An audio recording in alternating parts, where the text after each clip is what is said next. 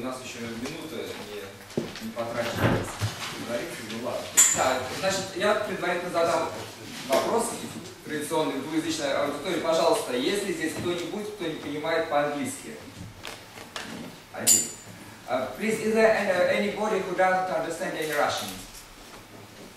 Two. So, I think those who don't understand English will suffer. There are more people who don't understand any Russian, so I will chat in English. I won't repeat in Russian, maybe in order not to spend too much time on it. So, the first presentation is, I'm not sure, my Danish is very bad, just near zero or even below zero, so I'm not sure how to pronounce your name. Yes, Norbert Sørensen. Fine. Yes. Okay. The first presentation, yes, Norbert Sørensen, University of Copenhagen. The accusative and the genitive as argument 2 in the history of Russian. Please. I need to be at my computer, so maybe I will just stand here. But it's possible to put computer there, maybe? No, the cable is not long enough. You tried already, yeah? Okay. Я просто хотел бы поблагодарить организаторов, что включили нашу датскую делегацию в эту конференцию. Хотя срок был очень короткий, да, что мы развит здесь и участвовать в этой конференции. And then I'll switch to English because I prepared this talk in English. First of all, there's a short outline of the talk. I will introduce the concept of empty sound distinction, which actually can be generalized as an empty expression distinction on the case of Old High German umlaut.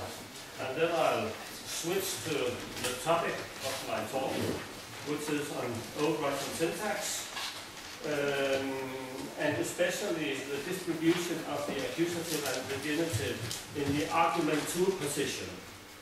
They can be, as well known, it can be used for two purposes in the history of Russian, for quantification of partitivity and animacy. I would like to reconstruct the development into this system of one expression distinction expressing two content distinctions, and then make a conclusion with some theoretical impact. The theoretical background is described in my recent book with Helmtoft and Schuster. We consider grammar as a network of intersecting and semantically interconnected paradigms. So the paradigm is the key notion in our understanding of grammar. In where actually this sounds familiar, it's the old structuralist point of view, but we have reinterpreted it from a functional point of view, taking usage, actual usage into consideration, and actually believe that even from that point of view, the paradigm is an essential notion in linguistics. It means, it takes us to grammaticalization. Grammar is based on paradigms. Grammaticalization should be interpreted as paradigmatic restructuring. Restructuring that always affects the content, because you may have a change in the expression structure from, for example, replacing one expression with another, but that's not grammaticalization because it doesn't have any effect on the content and on the system as such. This paradigm concept is applicable to all levels and subsystems of grammatical organization, not only morphology. The paradigm is traditionally associated with morphology, but we also consider it within as the organizing principle within syntax, topology, word order systems, prosody, and other grammatical expression systems. Let's take the first case. It's very simple and it's probably familiar to many of you. In Old High German, you can very simplified, highly simplified, distinguish between two steps. A step 1 looking like this, and a step B looking like this. There's a slight difference concerning only the singular instrumental. And what's at the step A, you have a distinction between root vowel A and root vowel E, which is the umlauted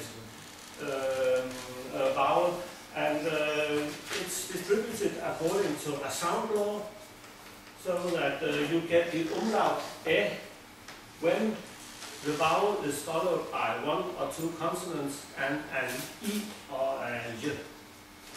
So that's exactly all the plural and the instrumental singular. According to this sound law, you at an earlier stage of Old High German, you would have E, the umlauted vowel E. And then at step B, you have a distribution like this. It looks like a very unsignificant change. It only concerns the instrumental singular, where you get the A and not the E any longer.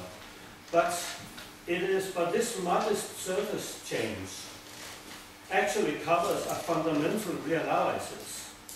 It means that users of German at that stage must have assigned a content to the distinction between A and E. Actually, the distinction of number between singular and plural. So it means that reanalysis has taken place in the system of users, and establishing a paradigm of this kind. And let me comment on it. That this is a way I prefer to, and we in our Heltoft, Sjöstrand and I prefer to present a paradigm. At the bottom you have the distinction between expression and content, emphasizing that a paradigm should be a sign distinction and not only a surface distinction. And here you have the distinction between expression non-umlauted and umlauted vowel, signaling singular and plural, and markedness. I'm not going to talk about markedness. But likewise important in connection with a paradigm is to specify what the domain of the paradigm is. And from the beginning, the domain of this paradigm was the masculine I stems. That was where the sound law had been at work. So the domain is a name for the syntactic environment where the paradigm operates. Actually, and then at last let me just introduce the frame. The frame is a common name of the content distinction, in this case number. What happened here, that the paradigm was first established within a limited domain, the same domain as the sound law, at step A. But once it was established, it had the potential to spread in a process of actualization. And that actually happened. Such words like modern German Häuser, find the distinction, does not belong to the historic masculine E-stems. So that means that once the distinction, the paradigm, it's a proof that once the paradigm was established, it actually spreads in the language community within the potential domains. So to summarize this part, we have seen a sound law producing a contextually dependent sound distinction. And a sound law is something as well known that has an effect in a certain historical period of time, and then it ceases to have effects, but it will leave a trace in the sound system. And so at that moment when the sound law no longer has effect, it may leave an unmotivated sound distinction. It's not motivated by the sound law, by the sound laws of the language any longer. And in that case, it could happen. It's actually empty in that case. It is there, but it's empty. It doesn't mean anything. In that case, that opens the possibility that such an unmotivated sound distinction by reanalysis can be assigned grammatical content. The claim is that users tend to fill empty distinctions with content. So what else should we do there? This was mainly to make an introduction to the idea of empty distinction, empty expression distinctions. Let's now turn to today's subject, Old Russian syntax.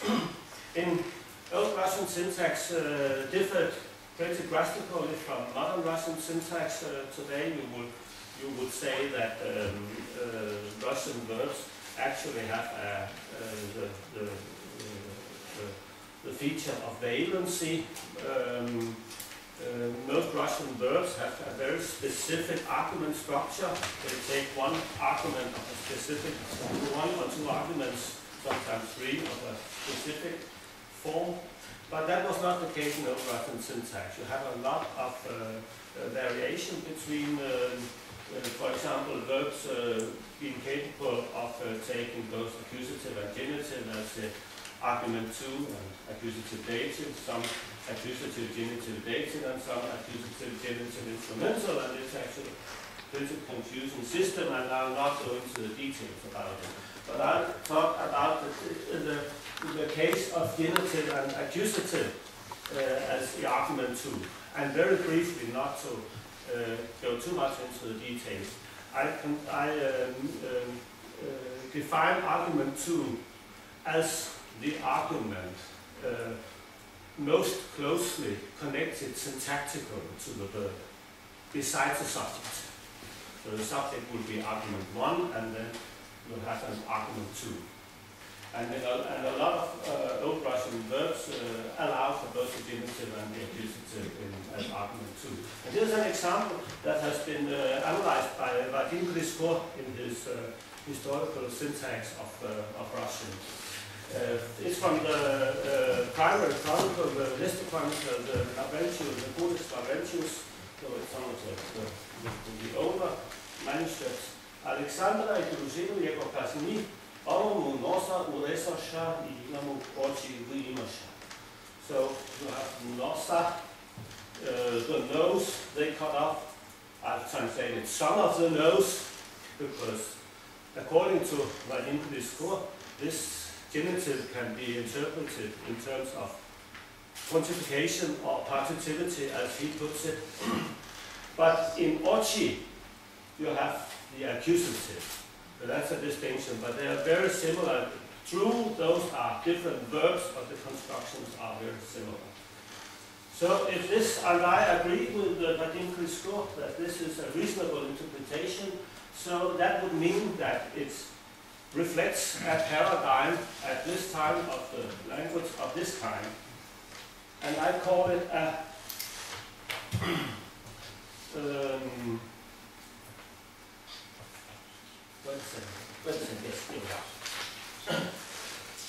I call it not a case paradigm, I call it a construction paradigm. Why is that so? Well, this distinction of quantification has traditionally been described as a case distinction, as a pure case distinction. But it actually presupposes a construction. So the content of quantification is neither coded in the case in isolation, nor in the verb in isolation, nor in the argument function in isolation of A2. The coding of the content is in the combination of these three. The combination of an argument function, A2, and a case alternation, accusative genitive, forcing some delimitation of the choice of verb property.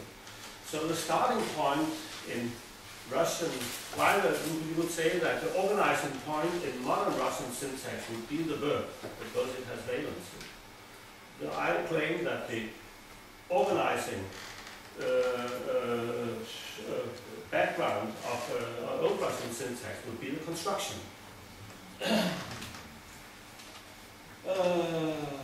Yes. Let's have a look at another example from the Bjørn letter 586, one of the older Bjørn letters. Odnešete Vishnu i vina i Garusu i Muku, Koshuku i Vanda i Skorovu. From Neshata we should receive is understood. Cherries, wine, and cherries and wine are in the genitive. Vinegar and flour, and I have potentially put a definite article because since they are in the accusative, they might have specific reference in the context. It's not clear at all if they have specific reference, but they could have at least. Okay.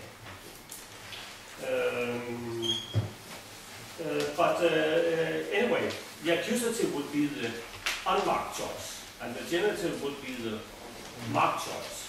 And it's pretty clear that Vishnu and Vina are quantified in this case.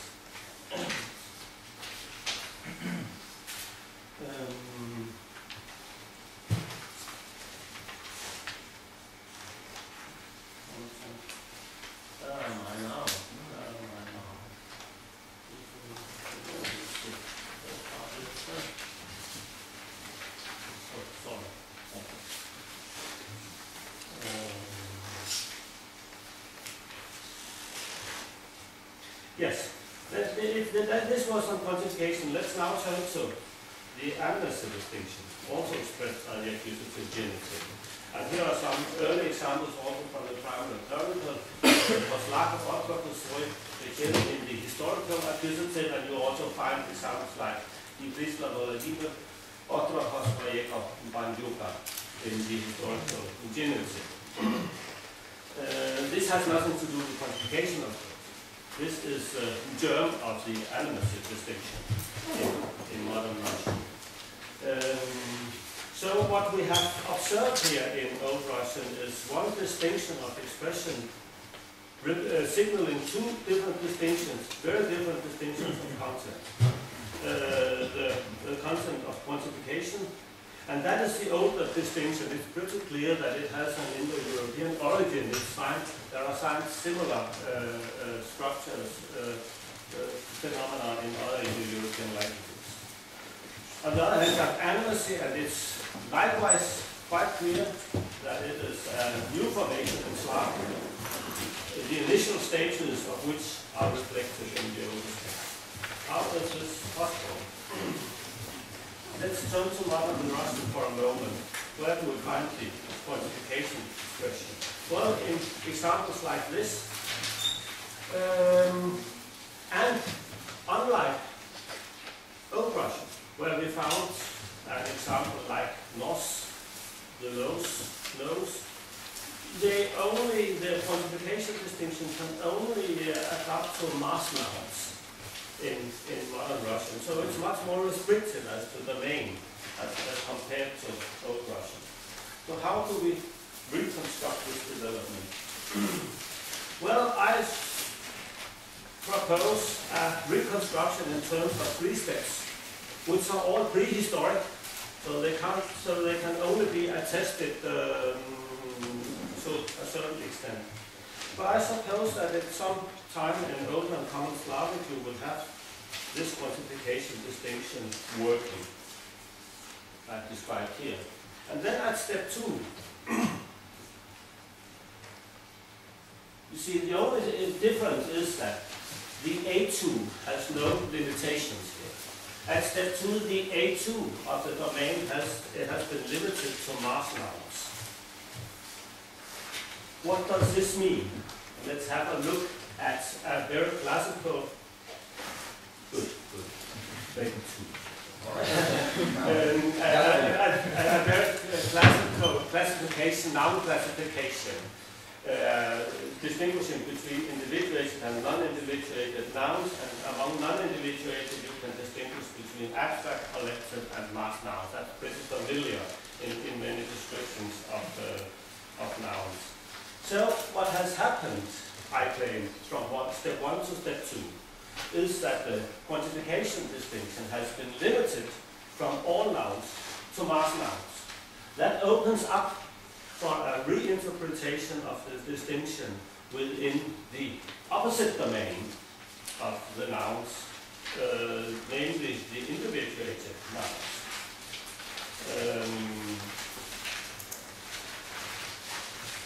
So the expression of quantification was limited to non-individuated nouns and eventually to mass nouns. For individuated nouns, the accusative-genitive distinction was left devoid of content. So among individuated nouns, the most prominent are the animate nouns. And as a marked A2 form, the genitive is realized as an index of the feature animate inherent in the noun. That would be plausible, leading to step 3, which is actually the paradigm of animacy in modern Russian. Well, yes, since I have not much time, I would like to make just a short comment. Yes. How to explain that the domain is here individuated A2? Well, an animated value is an inherent feature of all nouns without exception in modern Russian. But all non-individuated nouns are inanimate by default, since animacy presupposes individuation in modern Russian. A word like narod is inanimate in modern Russian because it's not individuated. So that makes sense still in my interpretation. A few words about chronology. The case scenario in relation to the sources tentatively looks as follows. That the oldest sources contain documentation for a double function of the accusative-genitive distinction as either expressing quantification at my step 1 or animacy step 3. But step 1 is only documented in the oldest sources. We saw one example. There are a few more. Step 2 and 3 expanded with a still clearer distribution of domains through the history. So I have not shown exactly that my 3 steps of development can be documented in the sources, but I believe that we need to put up such logical change scenario, and they are seldomly reflected on equivalently in the sources. But there may be different systems and different stages of development reflected at the same time in the same sources. But however, we need this logical change scenario as generalized models. And I think that's actually what I need to say. The last thing should be I said. Okay, thank you. We have 7 minutes for the questions, please. No questions? Yes, please. I'm Laura. I wonder, you say that the genitive classification is limited to mass nouns, but in fact it's also available for plurals. Do you consider Yes, plurals as yes, actually I do. That well, I've made a more specific description of that in my recent book on Russian nominal semantics and morphology. But there I describe that sometimes plurals, certain plurals, can take over the function of a mass noun if there isn't a mass noun for the given lexeme. So in some cases, it is possible, yes. Please, more questions. And the organizers, there was a suggestion to identify oneself when you have a question. Yeah? And when you put a question, please, more questions. Yes, please. Well, thank you. I don't think I identify yourself, please. Peter Arcadia. I was wondering whether you consider there to be any role of the factor of distinguishing between the subject and the object, because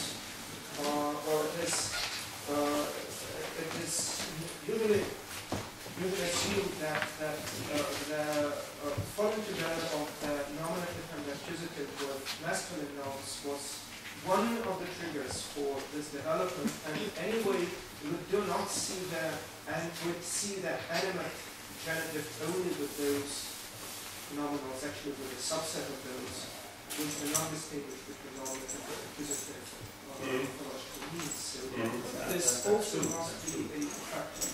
Well, absolutely. And the case that the Asten nouns do not make the distinction in the accusative of animacy. That's a very strong argument in favor of this factor of the expression system being a factor of how the declensions develop. And but I don't see any conflict between the two factors. So there might be a more semantic factor like the one I've described, and a surface factor, so a factor of expression working together in the same direction. Да, если есть вопрос еще, который стоит задать, это, конечно, приоритет. Да, please, Anton has another question. Yes, there is another question to you. One more question to you. Yes, okay. Because you have time, you have within your time.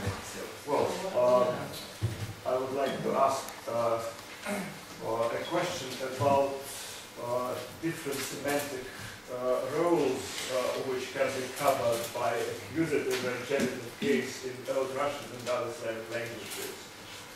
Can the evolution in the pair accusative, genitive be linked with some shift in the enumeration of semantic roles such as patience, measure, and so on, specific of Old Russian accusative, Old Russian genitive, and so on. So, is the evolution only triggered by new values, choice of parameters such as individuated, non-individuated, animated, non-animated, or can be another possibility triggered by some other factors, such as the structure of the case system. Well, that's a very general question. So, well, of course they could. I believe that the sign, the pressure of the sign system is so strong that people somehow always associate the same with the same expression system. So in that case, maybe I don't know if you're hinting at invariant meaning of cases, something like that. Well, actually, we have discussed that within our group, and we are not. We think that that the problem with defining an invariant meaning of cases can be handled within within a point of view where you take the syntax more into consideration, and actually always view a case in a certain syntactic context, and then you don't really need the invariant meanings. But I'm not sure if that was what you were hinting at. I wasn't hinting at anything. I just wanted to get your point. Mm-hmm. And probably the tiny follow-up is whether you believe in invariant case meanings, or whether your explanation relies on invariant meanings. Well, I believe in language as a sign system. But a sign could be a combination of expressions representing one concept. So that's what I have been suggesting today. Colleagues, please, further questions? Well, thank you very much.